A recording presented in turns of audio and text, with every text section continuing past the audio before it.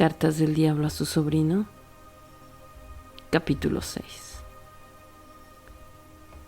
Mi querido Lugario, me encanta saber que la edad y profesión de tu cliente hacen posible, pero en modo alguno seguro, que sea llamado al servicio militar.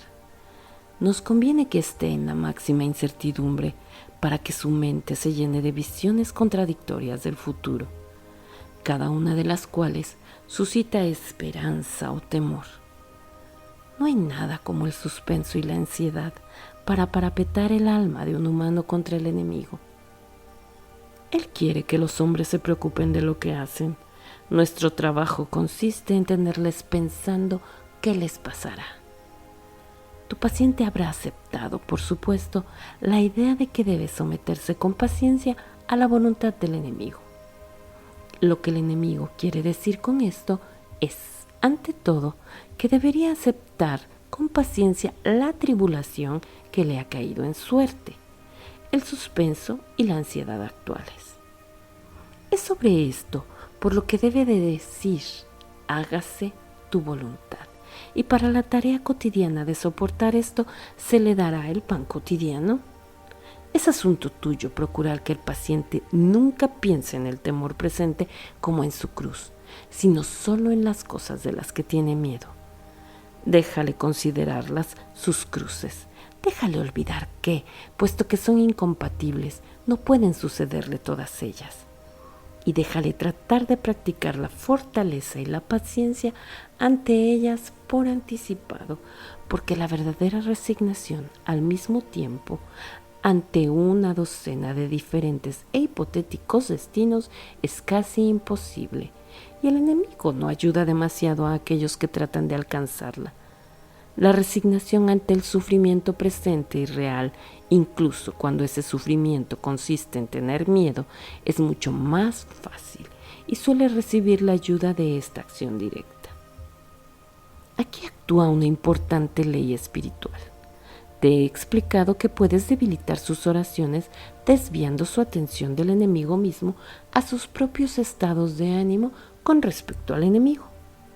Por otra parte, resulta más fácil dominar el miedo cuando la mente del paciente es desviada de la cosa temida al temor mismo, considerado como un estado actual e indeseable de su propia mente, y cuando considere el miedo como la cruz que le ha sido asignada, pensará en él, inevitablemente, como en un estado de ánimo. Se puede, en consecuencia, formular la siguiente regla general. En todas las actividades del pensamiento que favorezcan nuestra causa, estimula al paciente a ser inconsciente de sí mismo y a concentrarse en el objeto, pero en todas las actividades favorables al enemigo, haz que su mente se vuelva hacia sí mismo. Deja que un insulto o el cuerpo de una mujer fijen hacia afuera su atención hasta el punto en que no reflexione. Estoy entrando ahora en el estado llamado ira o el estado llamado lujuria. Por el contrario, deja que la reflexión, mis sentimientos se están haciendo más devotos o más caritativos, fije su atención hacia adentro hasta tal punto que ya no mire más allá de sí mismo para ver a nuestro enemigo o a sus propios vecinos. En lo que respecta a su actitud más general ante la guerra, no debes contar demasiado con esos sentimientos de odio que los humanos son tan aficionados a discutir en periódicos cristianos o anticristianos. En su angustia, el paciente puede, claro está, ser incitado a vengarse por algunos sentimientos vengativos dirigidos hacia los gobernantes alemanes, y eso es bueno, hasta cierto punto. Pero suele ser una especie de odio melodramático o mítico dirigido hacia cabezas de turco imaginarias. Nunca ha conocido a estas personas en la vida real. Son maniquíes modelados en lo que dicen los periódicos.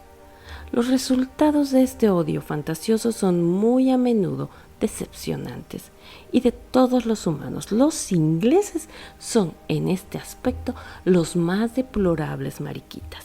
Son criaturas de esa miserable clase que ostentosamente proclama que la tortura es demasiado buena para sus enemigos y luego le dan té y cigarrillos al primer piloto alemán herido que aparece en su puerta trasera. Hagas lo que hagas, habrá cierta benevolencia, al igual que cierta malicia en el alma de tu paciente. Lo bueno es dirigir la malicia a sus vecinos inmediatos, a los que ve todos los días, y proyectar su benevolencia a la circunferencia remota, a gente que no conoce. Así, la malicia se hace totalmente real y la benevolencia en gran parte imaginaria. No sirve de nada inflamar su odio hacia los alemanes si, al mismo tiempo, un pernicioso hábito de caridad está desarrollándose entre él y su madre, su patrón y el hombre que conoce en el tren. Piensa en tu hombre como en una serie de círculos concéntricos de los que el más interior es su voluntad, después su intelecto y finalmente su imaginación. Difícilmente puedes esperar al instante excluir de todos los círculos todo lo que huele al enemigo, pero debes estar empujando constantemente todas las virtudes hacia afuera hasta que estén finalmente situadas en el círculo de imaginación y todas las cualidades deseables hacia adentro, hacia el círculo de la voluntad. Solo en la medida en que alcancen la voluntad y se conviertan en costumbres, no son fatales las virtudes. No me refiero, por supuesto, a lo que el paciente confunde con su voluntad, la furia y el apuro conscientes de las decisiones y los dientes apretados, sino el verdadero centro, lo que el enemigo llama el corazón. Todo tipo de virtudes pintadas en la imaginación o aprobadas por el intelecto o incluso, en cierta medida, amadas y admiradas, no dejarán a un hombre fuera de la casa de nuestro Padre. De hecho, pueden hacerle más divertido cuando llegue a ella. Tu cariñoso tío, Scruto.